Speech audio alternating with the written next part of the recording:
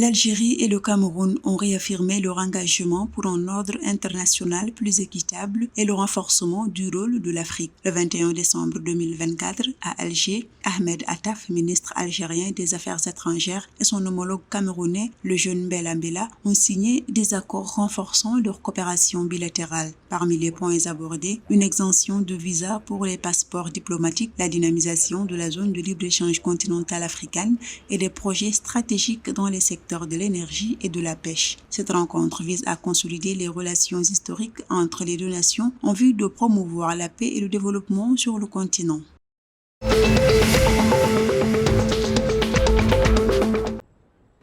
La facture annuelle des importations de médicaments en Libye a atteint 4 à 5 milliards de dollars en 2024 contre 3 milliards en 2023 selon le ministre de la Santé, Ramadan Aboudjana. Cette hausse reflète une dépendance accrue aux importations, notamment pour les traitements contre le cancer en raison de l'instabilité qui freine les usines locales. Pour y remédier, la Libye renforce sa coopération avec l'Égypte, important fournisseur pharmaceutique, et envisage des co-entreprises pour exporter en Afrique de l'Ouest. Des initiatives visent aussi à attirer médecins et entreprises égyptiennes pour relancer le secteur de la santé et les infrastructures.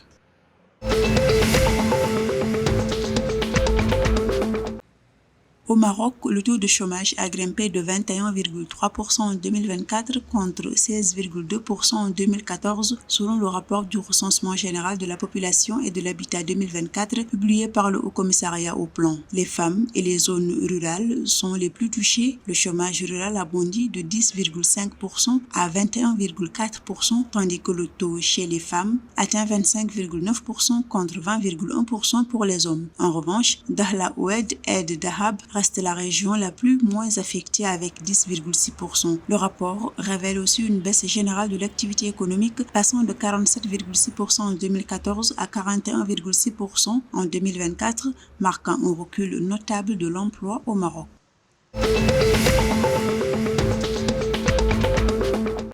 En Égypte, le commandant en chef des forces armées, Abdelmegid Sakr, a inspecté le 21 décembre une base aérienne affirmant la capacité de l'armée de l'air à protéger le ciel égyptien. Le commandant en chef a assisté à des démonstrations de chasseurs polyvalents équipés de dernières technologies et des missions d'entraînement conjointes avec des forces aériennes des pays amis. Il a également transmis les salutations du président Abdel Fattah el-Sisi, réaffirmant l'engagement des forces armées à moderniser leur équipement et à renforcer les partenariats militaires internationaux. L'armée de l'air reste déterminée à défendre l'Égypte face aux défis actuels.